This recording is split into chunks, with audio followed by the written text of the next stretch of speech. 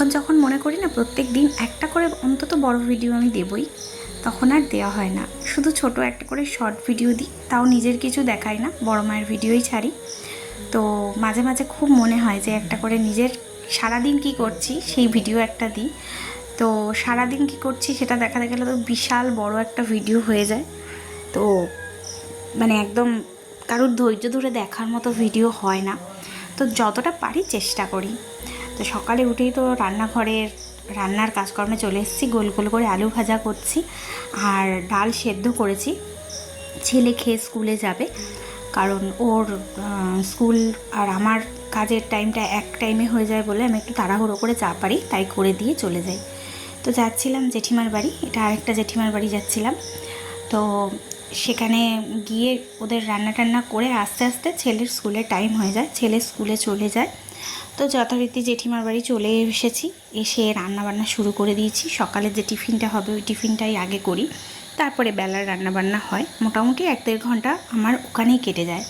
তো 9টা নাগাদ যদি যাই আমি, তো 10:30 ওখানেই বেজে যায়।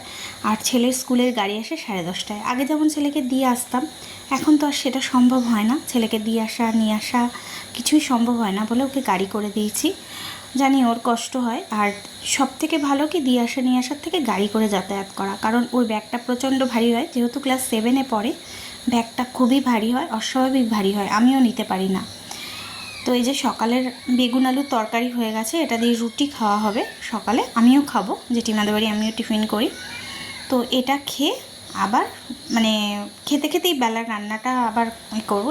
ততক্ষণে জেঠিমা জেঠুকে খেতে দেবে, আমাদের সবাইকে খেতে দেবে। তো রান্নাবান্না হয়ে গিয়ে আমি বাড়ি চলে এসেছি। এবার বাড়িতে এসে ছেলেকে দেখলাম আজকে একটু তাড়াতাড়ি হয়ে গেছে, রান্না কম ছিল। তো দেখলাম ছেলে তখন রেডি হচ্ছে বেরোবে বলে। আর ভিডিও করতে ছেলে একদম পছন্দ করে না, ওই জন্য ওর সামনে খুব একটা ভিডিও আমি করিও না। আমি আমার মতো করে ভিডিও বানাই। তো ও তো আমারই একটা মানে কি বলবো, সারাদিন ভিডিও বানাতে গেলে ও তো ভিডিওতে আসবেই আর আনতেই হবে। আমি বাবা মাকে খুব একটা আনি না, কারণ বয়স্ক মানুষ তো, ওনারা খুব একটা পছন্দ করে না। ওই জন্য আমি যতটা পারি করি, ছেলেও করে মানে করে দেয় আর কি মাঝে মাঝে ভিডিও। তো খুব একটা তো ছাড়তে পারি না, ভিডিও দিতে পারি না খুব একটা, যতটুকু দেওয়ার হয় দিই।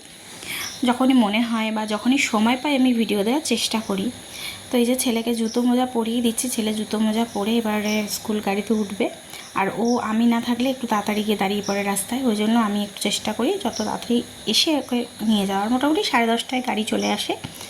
তো এই যে আমি বেরিয়ে এসেছি ঘর থেকে, একদম গেটের কাছেই, মানে গেটের কাছে না, গলির কাছেই গাড়ি আসে, ও গাড়িতে উঠে যায়। তো এবার নিয়ে যাচ্ছি ওকে গাড়িতে তুলবো বলে। তো ওই যে লজ্জা পাচ্ছে ভিডিও করতে, আর আমিও হেসে হেসে ভিডিও করেই যাচ্ছি। কি করব, ওকে ভিডিওতে না নিলে আমার ভালো লাগে না, আর ও একটু লজ্জা লজ্জা মুখ করে থাকে, তো বেশ দেখতে ভালো লাগে। তো আমাদের গলির কাছটা এসে দাঁড়িয়েছি, ও এবার গাড়িতে উঠে যাবে। আর ওর একটাই ভয়, গাড়ি কাকু যদি চলে যায়, ওই জন্য 7 তাড়াতাড়ি এসে দাঁড়িয়ে থাকে। মানে মোটামুটি 9:45 থেকে ও দাঁড়ানো শুরু করে। এবার 9:45 থেকে প্রায় 10:35-এ গাড়ি আসে, প্রায় 1 ঘন্টা। মানে ও ততক্ষণ ঠায় দাঁড়িয়ে থাকে। আমার ছেলের ধৈর্যটা আমি শুধু ভাবছি, কতটা ধৈর্য থাকলে মানুষ অতক্ষণ দাঁড়িয়ে থাকতে পারে। তো আমি আবার বকে হেঁকে পাঠিয়ে দিই বাড়িতে। আবার না হলে ও দাঁড়িয়েই থাকে, কারণ যখন দেখতে পাই না বা কেউ আমাকে হয়তো বলল, তখন আমি বকে হেঁকে পাঠিয়ে দিই, নাহলে যে কে সেই ও দাঁড়িয়েই থাকবে, ওর এটা অভ্যেস হয়ে গেছে, এতে আমার আর কিছু বলারও নেই। তো বাড়িতে চলে এসেছি, আবার এসে বাইরে বৃষ্টি পড়ছিল। কিছুক্ষণ আগে দেখিয়েছিলাম জানলা থেকে রোদ, এখন একদম ঝমঝমিয়ে বৃষ্টি হচ্ছে। আর বৃষ্টি বর্ষাকালটা ভালো লাগে, তবে সবসময় বর্ষা হলে আমারও ভালো লাগে না। তো এখানে দুধগুলো না ছানা কেটে গেছিলো বলে বসিয়ে দিয়েছি। এখানে ছানার বড়া করে তরকারি করব, আর ভাত করব, আর ডাল আর আলু ভাজা তো সকালেই করেছিলাম। তো ফ্রিজ খুলে কিছু একটা রাখছিলাম, আমার মনে পড়ছে না। তো টাটা, সবাই ভালো থাকবেন।